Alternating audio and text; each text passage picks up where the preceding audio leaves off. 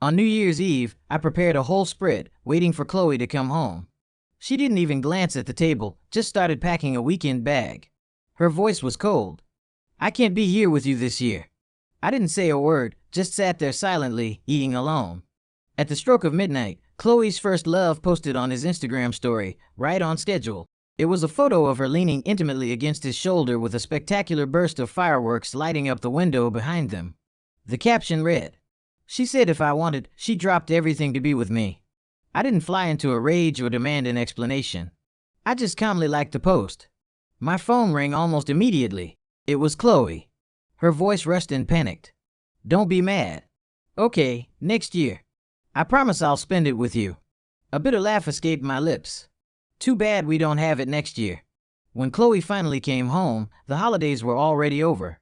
I used to meet her at the entrance to our apartment complex, but not this time. A text from her popped up. "Where are you?" I was in the middle of lunch.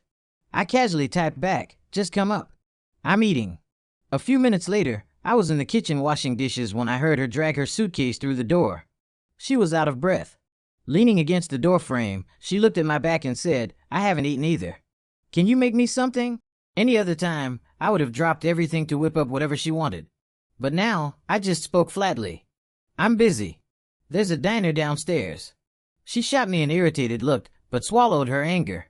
"Look, I know you're still pissed about New Year's, but can you not start with me right now? I'm starving." I finished the last plate and wiped my hands. "I'm not pissed." She didn't believe me. "Ethan's all alone in this city. It doesn't matter what we used to be. I had to be there for him, right?" "I know." I said, my tone even. Chloe stared at me, trying to read my expression, then sighed with exhaustion. "This is what I'm talking about. It's so draining when you get like this. Can you please just stop with the silent treatment?" I met her gaze. "I'm not giving you the silent treatment and you don't have to explain anything to me." She watched me for a long moment, then pulled a model airplane from her suitcase and handed it to me. She looked down at me, her voice flat. "Happy New Year." The model was unboxed, the original packaging crumpled. It was a stark contrast to the beautifully wrapped gifts Ethan was always showing off in his posts. I showed no hint of excitement, just a polite thanks. After that, I said nothing. A flicker of annoyance crossed her face. "That's it?" she asked, a sharp edge to her voice. "That's it," I replied coolly. Her face hardened, she held out her hand. "Where's mine?" It finally clicked. "All right, sorry, I forgot," I said with an apologetic tone that wasn't entirely sincere. "I'll just Venmo you some cash. You can buy yourself something." I pulled out my phone and sent the money. Chloe's eyes widened as if she couldn't believe I'd forgotten. Exchanging gifts on New Year's had been our thing for years, a tradition I'd always upheld, even on the years she'd forgotten mine. The air grew thick with awkwardness. I grabbed my jacket from the couch and headed for the door. "Where are you going?" she called out, her voice sharp. "Out for drinks with friends?" I said, and closed the door behind me, ignoring her shouts.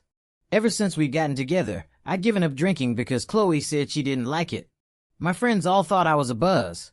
They knew I was on a tight leash and eventually stopped inviting me out. Tonight, I could finally drink as much as I wanted. A few rounds in, my buddies started giving me a hard time. "We thought you'd forgotten all about us now that you're tied down." One of them griped. "Don't let it happen again." I nodded, raising my glass. "From now on, you call.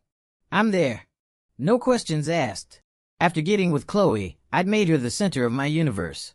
My work, my life, everything revolved around her. I'd lost touch with my own friends, my own world. Looking back, it was a stupid choice. I glanced at my phone. Chloe had declined the Venmo payment. It was 1 o'clock in the morning by the time I got home. I flipped on the lights and saw her sitting on the couch waiting. For a second, I thought I was seeing things. When she saw how drunk I was, she didn't get up to help me. Instead, she shot me a look of pure disappointment. "Liam, could you be any more pathetic?" she said, her voice dripping with contempt. "If you're jealous, just say it. Getting wasted like this just makes me lose respect for you." My head was spinning. I stumbled over to a dining chair and collapsed into it. The smell of whiskey on me made her wrinkle her nose in disgust. "Didn't I tell you I hate it when you drink?" she continued, her voice rising. "It's not what you think with Ethan. We're just friends now. You have no reason to get this drunk over him." I held my head in my hands, my vision blurry. "You got all wrong. I'm drinking because I'm happy. That set her off. Her voice became shrill. That's enough. I'm trying to meet you halfway here. What more do you want? Don't push me, Liam. I'm not a saint. My patience has limits and I can't keep bending over backwards for you. My head was throbbing and her voice was making it worse. I rubbed my temples. Don't get worked up. I'm just going to bed.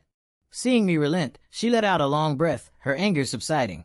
She stood up to help me, but with the last shred of clarity I had left, I dodged her hand. I staggered into the guest room, locked the door, and ignored her knocking. I fell into a deep, heavy sleep, the most peaceful I'd had in a long time. When I woke up the next morning, Chloe was on the couch, staring silently at the TV. Her face was a dark storm cloud. I knew she was furious, but I didn't try to appease her. I just got ready and walked out the door. I went straight to my office and handed in my resignation. I'd only taken this job in the first place to be closer to Chloe's workplace. There was no need for that anymore. My boss tried to get me to stay, but my mind was made up. A few days ago, I got a response to a resume I'd sent to a company overseas. They hired me. It was a firm I dreamed of working for since I was a kid. An opportunity one turned down years ago for Chloe. Better late than never, I guess. After quitting, I spent the day tying up loose ends and called a friend to share the good news. He was thrilled for me, then paused. So, what about Chloe? Is she going with you? I gave a humorless laugh. No, it's just me. I think we're just about done. Once my work was handed off, I started getting the documents I needed for the move. Both my parents are gone, and besides a few friends, Chloe was all I had here. I used to think that wherever she was, that was my home. But I didn't have a home anymore. I was like a leaf in the wind, settling wherever I landed. When I got back to the apartment, Chloe was getting ready to go out. Her makeup was flawless, and she was wearing a pair of short shorts that showed off her long, toned legs. She was carrying a birthday cake. I knew instantly it was Ethan's birthday. She was going to celebrate with him. She was on the phone, her voice bright with excitement. Okay, stop guessing. It wouldn't be a surprise if I told you the gift, would it? Just wait for me to get there. I couldn't hear what was said on the other end, but it made Chloe giggle, revealing the little canine teeth I rarely saw anymore. That simple, genuine smile was something she never gave me. She kept laughing until she saw me standing there. The smile vanished from her lips. For Ethan, she had an endless supply of joy. For me, she couldn't spare a single smile. Her expression soured. Without another word, she turned away in disgust, slipped on her shoes, and left the sound of the door slamming shut behind her. I knew what was coming. The silent treatment. We've been here before. It was always because of Ethan. Every other time, it sent me into a panic, desperately trying to win her back, sending texts she'd ignore while I gravelled. But not this time. I just went online, looked up a few recipes for British food, and started practicing in the kitchen. I figure I should start getting used to it. Lying in bed later, I saw a new post from Ethan on Instagram. So grateful that after all this time, you're still by my side. The first comment was from Chloe's best friend, Megan. This is so sweet. I'm so happy to see Chloe happy. I scrolled through the likes. All of Chloe's closest friends had liked it. They never approved of me. Always saw me as the guy who got in the way of her and Ethan. They were convinced that without me, she'd be happier. Reading Chloe's comment, I had to admit they might have a point. She'd written, everything happens for a reason. I watched their sentimental exchange without any emotion. Another one of her friends had commented, dude, delete this before Liam sees it. You know how he is. He'll totally lose his mind. I remember a time when I gently asked Chloe to create some distance with Ethan. You know, basic respect for our relationship. Her friends had called me controlling and insecure, accusing me of trying to take away her right to have friends. Chloe just stood there letting them say it, then later told me I needed to be more broad-minded. This time, I didn't give her friends the satisfaction of a reaction. I just closed the app, scrolled through TikTok, and fell asleep. Chloe came home late and shook me awake, her voice sharp with anger. Liam, your girlfriend is out late at night, and you don't even bother to check on her. Megan's boyfriend calls her nonstop when she's out. And you not a single text. What was wrong with you? I stared at her genuinely confused. What was she so angry about? I used to do exactly what she was describing and she'd snapped at me. I'm not a tool for you to control, she'd said. Give me some space. I can't breathe now that I was giving her space. She was furious that I wasn't smothering her. I had no idea what she wanted anymore. But I didn't bring up the past. I just replied calmly. You're out with friends. It would have been weird for me to keep calling. You're with Ethan and the others. They're all your friends. What's there to worry about? A look of disbelief flashed in her eyes, probably shocked that I could mention Ethan's name so calmly. It was quickly replaced by comprehension. That Instagram post was just for old time's sake, she explained. It didn't mean anything. Don't overthink it. I shook my head about to speak, but she cut me off. What are you going to say? I shouldn't have gone to his birthday party. We've known each other for 10 years. We dated for a little while, but now we're just good friends.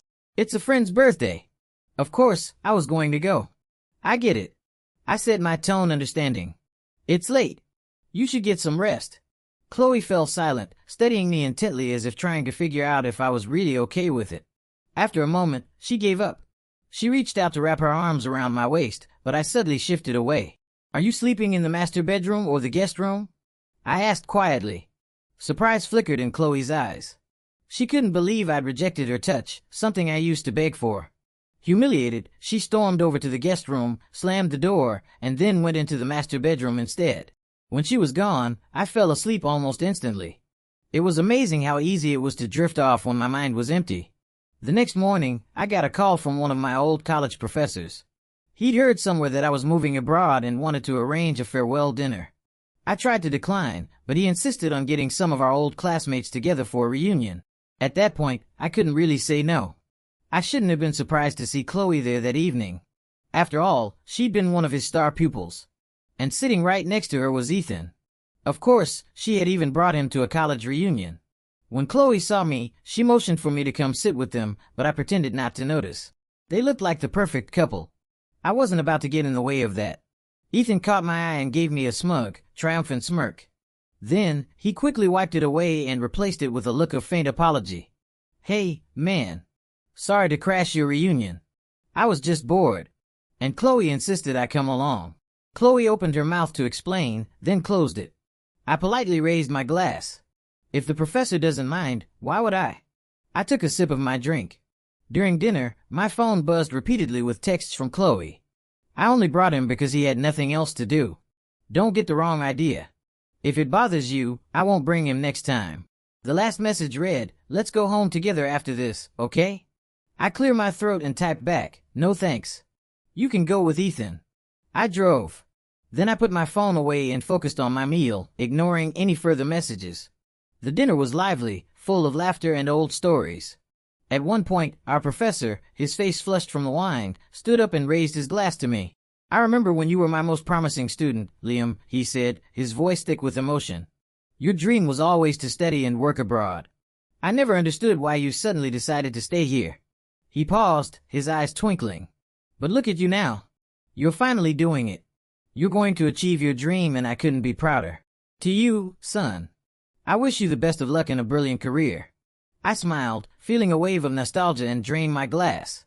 Across the table, Chloe was frozen, her expression stunned, as if she had just heard something impossible. Professor, what did you just say? Chloe's voice was tight. What do you mean going abroad? The professor, happy to elaborate, replied. Oh, you didn't know? Liam's moving overseas. If things go as planned, this is our last dinner with him for a long time. It'll be tough to see him after this. He had no idea about our relationship, so he wasn't surprised that she didn't know. Chloe's eyes turned red. She shot up from her seat, grabbed my arm, and pulled me out of the restaurant. I stood with my back against the cool brick wall as she confronted me. Going abroad, she demanded, her voice trembling with a mix of disbelief and fear. What is this? Why didn't you talk to me about it? Why didn't you tell me? Oh, that I said, my voice distant and polite, creating a chasm between us. Well, when I got the news, you were busy celebrating New Year's with Ethan. I didn't want to bother you. My words hung in the air. She looked embarrassed for a moment, then grabbed my hand again. It doesn't matter. I'm your girlfriend. You're supposed to share these things with me. I nodded with a flicker of irony. I used to tell her everything, every little detail of my day until she'd snapped. I'm not interested in your boring updates. Stop spamming my phone with this crap. Chloe sighed, a barely audible sound. After a long silence, she asked, how long will you be gone? I thought about it, then decided to lie. About a year. I never planned on telling her at all. Tonight was an accident. That long, she exclaimed, shocked. I looked down, confirming it with my silence. The tension crackled between us. She let out another shaky breath. "Let's just go home together after this," she said, her eyes shining with hope as she waited for my answer. I was about to refuse when the door opened and Ethan stumbled out. He looked at Chloe with hazy eyes. So drunk he had to lean his entire body against her for support. Chloe glanced nervously at me, trying to push him off, but he was dead weight. "He's just drunk," she said, her voice frantic. "We never touch like this, I swear." Her explanation made it seem even more suspicious. I just nodded understandingly. "I know," Ethan mumbled into her hair, his voice slurred. "Chloe, my head's spinning. Can you take me home?" His boozy breath washed over her neck. Chloe didn't flinch, just looked helpless. She'd always told me she hated the smell of alcohol, but apparently that rule didn't apply to Ethan. She ignored him and looked at me. "Wait for me." "Okay, I'll call him an Uber and then we can go home together." "Please." Before I could answer, Ethan groaned and nuzzled his head against her shoulder, an act that seemed far too practiced and familiar. Seeing that, I spoke calmly. "Don't worry about it. He clearly needs you. I can get home on my own." Chloe started to protest, but I'd already turned, said my goodbyes to the professor and my friends, and walked out of the restaurant. She tried to follow, but Ethan clung to her, holding her back. I called an Uber to take me home. I'd had a few drinks myself, and my head was starting to feel fuzzy. I leaned back against the seat and watched the city lights blur past the window. Suddenly, my own vision blurred. A few tears escaped hot against my cheeks. It was funny, really. I'd lost count of how many times Chloe had ditched me for Ethan. Over time, I'd just gotten used to it. I saw a couple walking hand in hand down the street and remembered when Chloe and I used to be like that. As the car pulled away, their image faded just like my memories of us were starting to. When I got home, a text from Chloe was waiting. "I got Ethan home." Another one followed. "He keeps throwing up. I don't think I can make it home tonight." I stared at the screen, a strange feeling washing over me. In all our years together, I think this was the first time she'd ever bothered to tell me her plans. I used to ask her simple things like who she was meeting for dinner, and she'd accuse me of being nosy. "Do I really have to report my every move to you? Don't you find this kind of relationship exhausting?" After that fight, it took me days to win her back, and only after she made me promise to stop meddling in her life. I typed back a simple reply. "Okay." She quickly sent another message. "It's really just because he's sick and it's out so late. That's the only reason I'm staying. Please don't get the wrong idea." My response was just as brief. "Okay." She didn't text again after that. Later that night, I was the one throwing up in the bathroom. It wasn't just Ethan who had too much to drink. I was used to beer, but the whiskey I'd had tonight hit me hard. I was sick until the early hours of the morning before finally crawling back to bed. I tossed and turned all night and woke up with dark circles under my eyes. Chloe got home around noon. I was eating some Thai takeout I'd ordered. In the past, she would have lectured me about eating that junk food, but today she actually came over to the table. "Is it any good?" she asked. I looked up at her surprised and nodded. She sat down across from me, her eyes fixed on mine. "You have no idea how much work it is to take care of a drunk person." The second he sobered up, I rushed straight home. Her voice was tinged with guilt, but I didn't call her on it. "That must have been tough for you," I said flatly. An unnatural look crossed her face. She hadn't expected me to be so agreeable. Her smile was stiff. "So, my friend Megan and her boyfriend are getting engaged tomorrow. They're having a party and they invited me. You should come with me." I looked up from my food, surprised. She never invited me to an event with her friends before. They all disliked me, so she always took Ethan instead. The old me would have jumped at the chance, immediately planning my outfit. But now, I just continued eating my pad thai. "I think I'll pass. No need to make your friends uncomfortable." Chloe's smile faltered, her hand hovering awkwardly in the air. She pulled it back. "You're my boyfriend. She won't have a problem with you being there." I looked at her. She actually seemed to mean it. I remembered a time when Megan was putting me down, saying how I'd never measure up to Ethan. I'd looked to Chloe for help, but she just ignored it. When I confronted her about it later, she'd said, "Well, she's not wrong, is she? You're my boyfriend. You should be able to handle my friends. It's pretty pathetic that you can't." She knew perfectly well that their attitude towards me was a direct reflection of her own. I gathered the empty takeout containers. "I'm busy tomorrow anyway. Maybe you should ask someone else." Chloe stared at me in disbelief. She never imagined I'd turn her down so bluntly, let alone suggest she take someone else. I wasn't lying. I really was busy. There was still so many things to sort out for my move. The hope in her eyes died and her smile disappeared completely. What are you doing tomorrow? She asked, a nervous edge to her voice. Maybe I can come with you. Oh, I have to go sort out some paperwork for my move abroad, I explained calmly. I really can't miss it. It's your friend's engagement party. You should be there. I'll be fine on my own. Her face fell. So, if you're not going, I guess I'll take Ethan, she asked, testing me. In the past, just hearing his name would have set me off. Now, I just smiled. Sure, why not? She searched my face for any sign of jealousy, but found nothing. Liam, why aren't you jealous at all? She asked, frustrated. I looked at her, finding her question odd. Didn't she used to hate it when I was jealous? What is there to be jealous of? I said, he's a good friend and he's friend with Megan.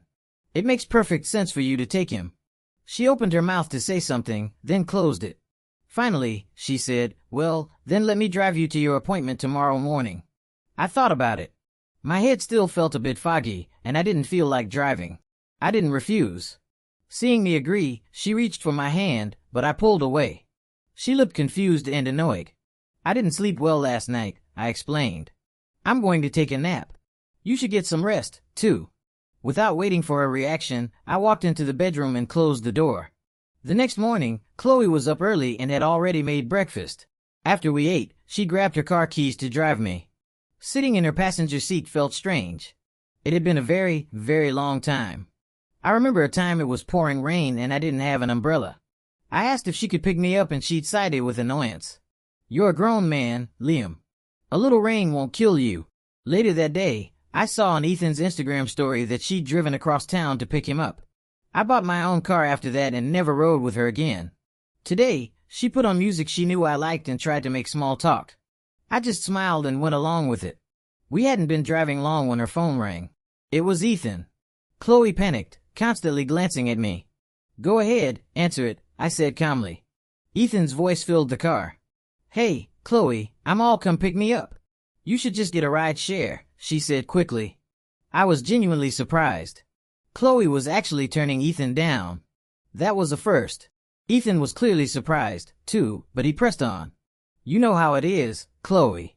It's impossible to get a car out here. Besides, you always pick me up.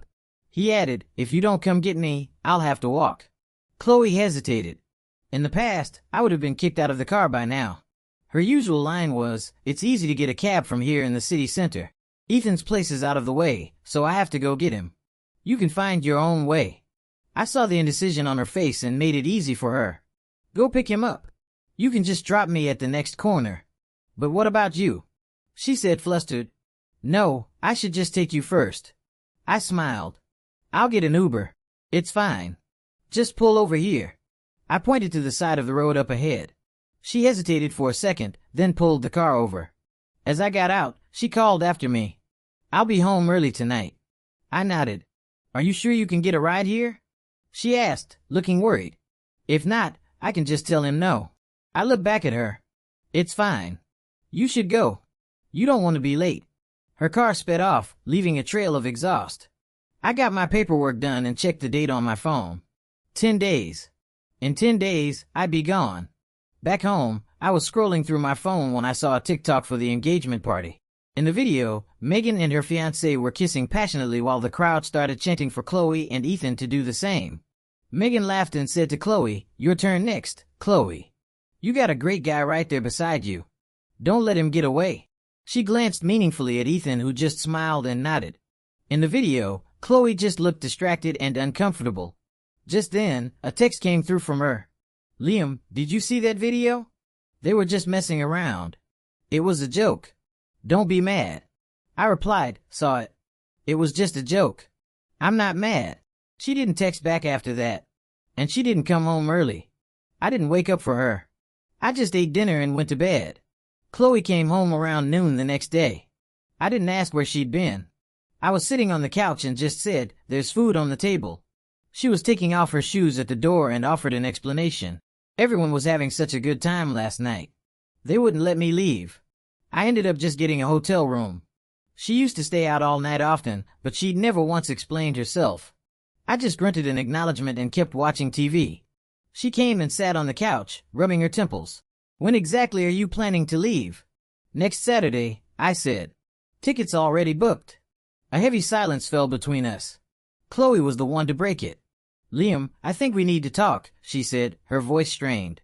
I can't live like this anymore. I looked at her confused. What's wrong? Isn't this better? This is what she always wanted, wasn't it? For me to be more understanding, to give her space. Now that she wasn't happy. She frowned. Is this because of Ethan? I didn't say anything. She bit her lip. If you have a problem with my friendship with Ethan, I'll end it. I'll do it for you. Her voice was pleading. But you have to stop being like this. So distant and cold. Please. She looked at me with desperation and hope as if she had just made some monumental sacrifice. I spoke slowly. You're overthinking it.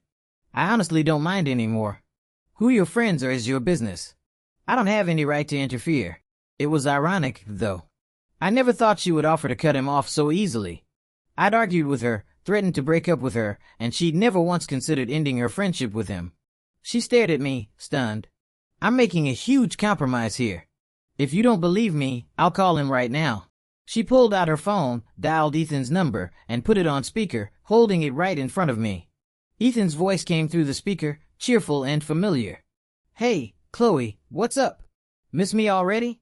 Ethan's casual words made Chloe's face flush with embarrassment and panic. Stop it, Ethan.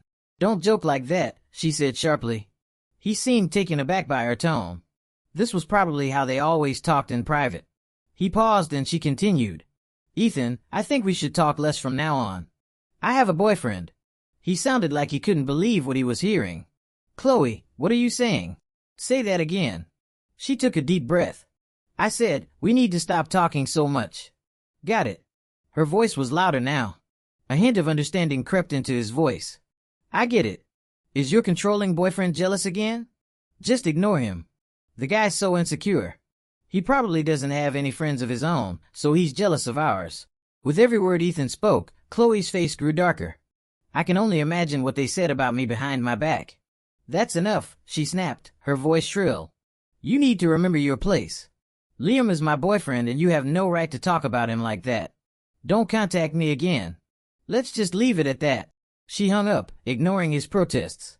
Her phone started ringing again immediately, but she ignored it, looking at me with a desperate, almost pathetic expression. See, it's done. We can go back to how things were. I'll be good. I'll wait at home for you to come back from your trip. I promise. She held up 3 fingers as if swearing an oath. I was stunned. I had planned to break up with her the day I left, but it looked like I had to do it now. I opened my mouth. I don't think you'll need to wait for me. Before I could finish, she pressed her fingers against my lips. I looked at her. Her eyes were red, welling up with tears. A soft dripping sound hit the floor. Chloe's tears were spilling over, running down her cheeks. They only would have been heartbroken, wiping them away. But this time, I just watched. So someone like Chloe could cry over me after all, Liam. She choked out, her eyes locked on mine. Let me go with you. I'll go abroad with you. I knew what that meant for her. How big of a decision it was. Her family, her friends, her entire life was here. Her career was taking off. Going with me meant giving all of that up. I turned my head away. I thought I was past feeling anything. But hearing those words, why did my heart still ache so much? I'm sorry, Chloe, I said, the words heavy in my mouth. I can't take you with me. She threw her arms around me, her tears soaking through my shirt. Liam, I'll give up everything here for you. I want you. Please take me with you. I'm a soft person, but this time I pushed her away. Chloe, let's break up, I said. We're from 2 different worlds. I'm tired now. I just want to go back to my own. Her tears flowed freely now. Her voice. No, I don't agree. As long as I don't agree, we're not broken up. A bitter laugh escaped me. You should be happy. You never wanted to share your life with me. You hated me being involved. Well, starting today, you're free. No one's going to bother you anymore. She grabbed my shoulders, pleading. I promised. This New Year's I'm going to spend it with you. I gently removed her hands. Too bad, I said with a sad smile. We don't have a next year. Chloe broke down completely, sobbing and clinging to me, refusing to accept the breakup, insisting she would go with me. I couldn't fight her anymore. So, I finally gave in and said yes. She hugged me tightly, filled with the joy of someone who thought they'd lost everything and gotten it back. I let myself feel that one last embrace. One morning, a few days later, I quietly packed my bags. I opened the bedroom door one last time and looked at Chloe, still fast asleep. "Goodbye," I whispered. I took one final look around the apartment that had been our home. This would be the last time I ever saw it. I was planning to settle down in my new country for good. I took a cab to the airport and sat waiting for my flight to board. My phone buzzed incessantly with messages from Chloe. "Where are you? Why aren't you answering me?" The last one read, "I'm at the airport. Where are you? I need to see you." I looked at the messages, a mist clouding my eyes. I didn't reply. I put my phone away. I didn't have the courage to see her one last time. Despite everything, she was the person I had once loved with all my heart. The message alerts kept coming, but I ignored them. I sighed and headed for the gate. A voice cut through the airport noise, shouting my name. "Liam, you can't leave without me." It was Chloe, her voice raw and desperate, as if she had used every last bit of her strength. My back went rigid, but I didn't turn around. I kept walking straight through the boarding gate. I pulled out my phone and looked at one last message from her. "Liam, you lied to me." A sad smile touched my lips as I typed my final reply. "You've lied to me so many times." I guess it was my turn. I thought about all the times she'd lied, telling me it was just a casual get-together with friends. No, Ethan. Only for me to find out later. I remembered the sharp pain in my chest every time I discovered a new lie. I wondered if she felt that same pain now. When I landed, someone from the company was there to pick me up. They took me to a small but fully furnished apartment. I didn't reply to any more of Chloe's messages. I blocked her number. There was no point in keeping in touch. She wasn't going to be a part of my new life. A year passed. I slowly got used to life in a new country and made a lot of new friends. I had finally achieved my childhood dream. But my adult dream, the one where I married Chloe and we built a family together, was gone for good. One day at work, a call came through from an unknown number. It was from the States. I knew it was her, but I answered anyway. Her voice on the other end was choked with sobs like she could barely breathe. "It wasn't just for a year, was it?" she asked, her voice trembling. "Why did you lie to me?" I paused for a moment, then said calmly, "That's right. I'm not coming back." The line went dead. That call severed the last thread connecting me to Chloe. I looked out my office window at the towering skyscrapers of the city. From now on, Chloe and I were two parallel lines, never meant to cross.